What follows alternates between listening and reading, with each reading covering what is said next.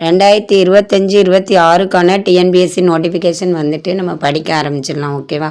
6ஆம் வகுப்பில் சமூக அறிவியலில் வரலாற்று பகுதியில் 2ஆம் பருவத்திலேருந்து இந்த நந்த வம்சம் சிசுநாக வம்சம் அதுலேருந்து கொஸ்டின் ஆன்சர் பார்க்குறோம். முதல் கொஸ்டின், சிசுநாக வம்சத்தை தோற்றுவித்தவர் யார்? அசாதசத்ரு, காலசோகா, பிம்பிசாரர், அசோகர். 4 ஆப்ஷன் கொடுத்துருக்காங்க. அதில் இந்த சிசுநாக வம்சத்தை தோற்றுவித்தவர் யார் அப்படின்னு கேட்டிருக்காங்க. அப்போ ஆப்ஷன் பி காலசோகா அப்படிங்கிறவர் தான் சிசுநாக வம்சத்தை என்ன பண்ணியிருக்காரு, தோற்றுவித்தார் அப்படின்னு சொல்லியிருக்காங்க. அடுத்து 2வது கொஸ்டின், காலசோகா தலைநகரை ராஜகிருகத்தில் இருந்து எங்கு மாற்றினார்? அதாவது இந்த காலசோகாங்கிற அரசர் தலைநகரை ராஜகிருகத்திலேருந்து எந்த இடத்துக்கு மாற்றினாருன்னு கேட்டிருக்காங்க. மதுரை, பாடலிபுத்திரம், காஞ்சிபுரம், லக்னோ. 4 பிளேஸ் கொடுத்துருக்காங்க. அதில் ஆப்ஷன் பி பாடலிபுத்திரம். இந்த பாடலிபுத்திரம் அப்படிங்கிற இடத்துக்கு தான் ராஜகிருகத்திலேருந்து பாடலிபுத்திரத்துக்கு தலைநகரை மாற்றிருக்காரு இந்த காலசோகா அப்படிங்கிற அரசர். ஓகேவா? சிசுநாக அரசர். ஓகேவா? அடுத்து 3வது கொஸ்டின் பார்த்தீங்கன்னா, 2ஆம் பௌத்த மாநாட்டை யார் கூட்டினார்? 2ஆம் பௌத்த மாநாட்டை யார் கூட்டுறாங்க அப்படின்னு பார்த்தீங்கன்னா, 2ஆம் பௌத்த மாநாடு நம்ம பார்த்துருக்கோம். ஃபஸ்ட்டு ராஜகிருகம், வைசாலி, பாடலிபுத்திரம், காஷ்மீர் அப்படி வரிசையாக வரும். அதில் காலசோகா, பிம்பிசாரர், கர்ஷர், அசோகர்.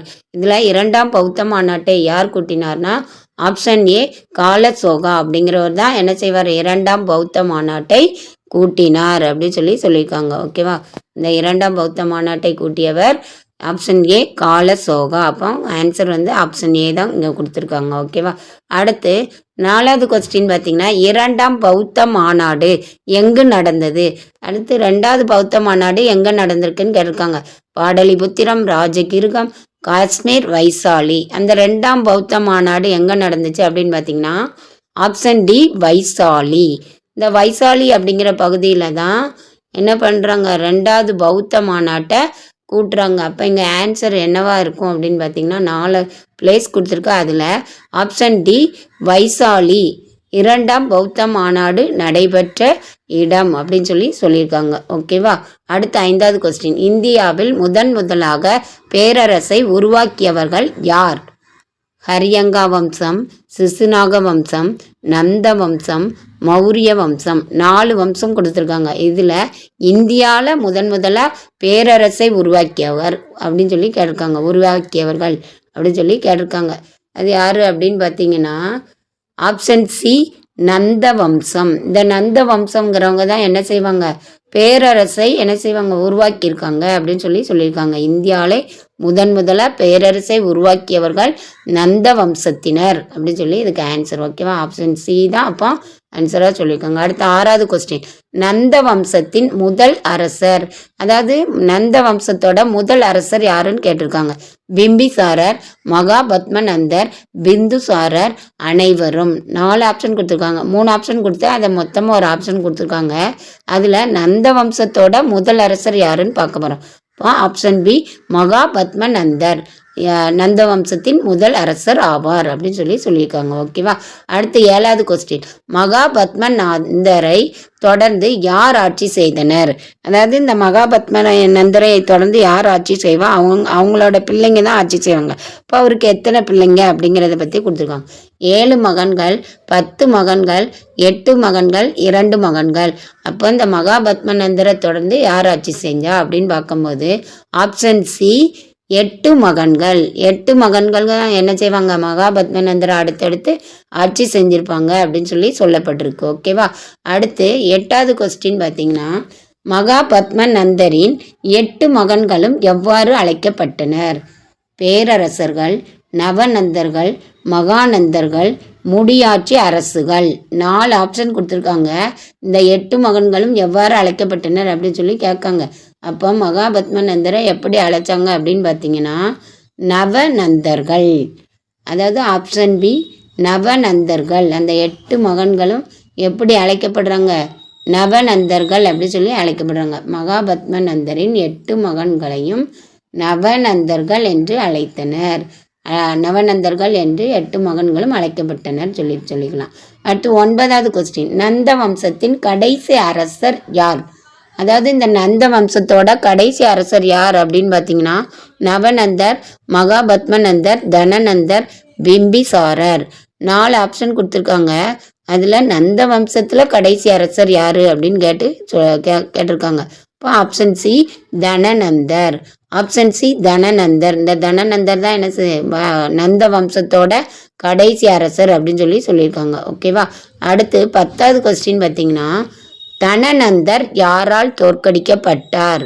அதாவது தனநந்தர் யாரால தோற்கடிக்கப்பட்டார் அப்படின்னு பார்க்கும்போது சமுத்திரகுப்தர், சந்திரகுப்தர், அசோகர், கனிஷ்கர். 4 ஆப்ஷன் கொடுத்துருக்காங்க. அந்த தனநந்தர் யாரால தோற்கடிக்கப்பட்டாங்க அப்படின்னு பார்க்கும்போது சந்திரகுப்தர். Option B சந்திரகுப்தர். அவரால் தான் என்ன செய்யப்படுவார்?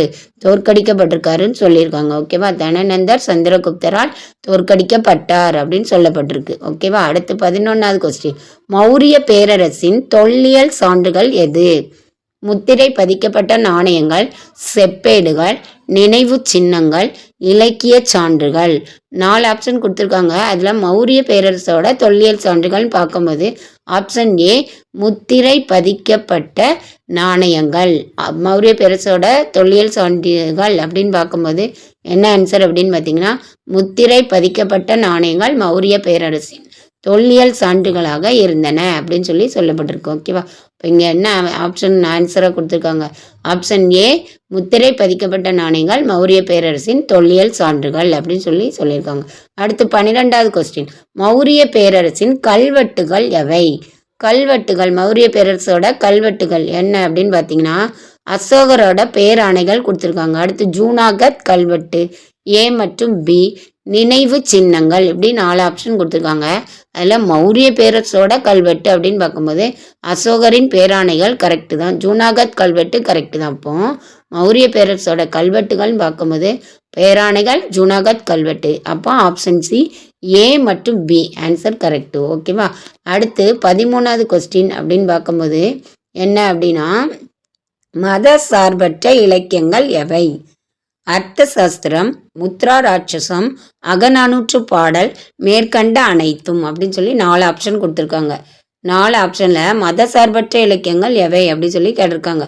இந்த 4 ஆப்ஷன் 3 ஆப்ஷன் கொடுத்து அதை மொத்தமாகவும் ஒரு ஆப்ஷன் கொடுத்துருக்காங்க. இப்போ அர்த்த சாஸ்திரமும் உண்டு மத சார்பற்ற இலக்கியம், முத்ரா ராட்சசமும் மத சார்பற்ற இலக்கியம், அகநானூற்று பாடலும் மத சார்பற்ற இலக்கியம். அப்போ இங்கே ஆன்சர் என்னவா கொடுக்கப்பட்டிருக்கு அப்படின்னு பார்த்தீங்கன்னா ஆப்ஷன் டி மேற்கண்ட அனைத்தும் அப்படின்னு சொல்லப்பட்டிருக்கு. ஓகேவா. ஆப்ஷன் டி மேற்கண்ட அனைத்தும் அப்படிங்கிறது தான் ஆன்சராக தரப்பட்டிருக்கு.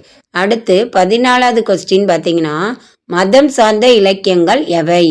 மதம் சார்ந்த இலக்கியங்கள் எவை அப்படின்னு பார்க்கும்போது சமணம், பௌத்த நூல்கள், புராணங்கள் அனைத்தும் அப்படின்னு 4 ஆப்ஷன் கொடுத்துருக்காங்க. மதம் சார்ந்த இலக்கியங்கள் எவை அப்படின்னு பார்க்கும்போது சமணம், பௌத்த நூல்கள், புராணங்கள் அனைத்தும். இது எல்லாமே மதம் சார்ந்த நூல்கள் தான். அப்போ நம்மளுக்கு என்ன ஆன்சர் வரும் அப்படின்னு பார்க்கும்போது சமணம், பௌத்த நூல்கள், புராணங்கள் மொத்தம் அடங்குனா ஆப்ஷன் டி அனைத்தும்ங்கிறது தான் என்னது மதம் சார்ந்த இலக்கியங்கள் அப்படி சொல்லியிருக்காங்க. சமணம், பௌத்தம், புராணங்கள் அப்படிங்கிறது தான் மதம் சார்ந்த இலக்கியங்கள். அப்போ இங்கே answer option D. Option D அனைத்தும் அப்படிங்கிறது தான் கொடுத்துருக்காங்க. ஓகேவா. அடுத்து 15வது கொஸ்டின் பார்த்தீங்கன்னா, மௌரிய பேரரசின் வெளிநாட்டு சான்றுகள் எவை? இந்த மௌரிய பேரரசோட வெளிநாட்டு சான்றுகள் அப்படின்னு பார்க்கும்போது எவை இருந்துச்சு அப்படின்னு கேட்டிருக்காங்க. தீபவம்சம், மகாவம்சம், இண்டிகா, அனைத்தும். 4 ஆப்ஷன் கொடுத்துருக்காங்க. அதில் இந்த மௌரிய பேரரசோட வெளிநாட்டு சான்றுகள் அப்படின்னு பார்க்கும்போது தீபவம்சம் வரும், மகாவம்சம் வரும், இண்டிகாவும் வரும். ஓகேவா. அப்போ ஆப்ஷன் டி அனைத்தும் அப்படிங்கிறது எனது ஆன்சராக தரப்பட்டிருக்கு. இங்கே ஆப்ஷன் டி அனைத்து தான் ஆன்சர் கரெக்டு. லைக் பண்ணுங்கள், ஷேர் பண்ணுங்கள், சப்ஸ்கிரைப் பண்ணுங்கள். சந்தேகம் இருந்தால் கமெண்ட் பண்ணுங்கள்.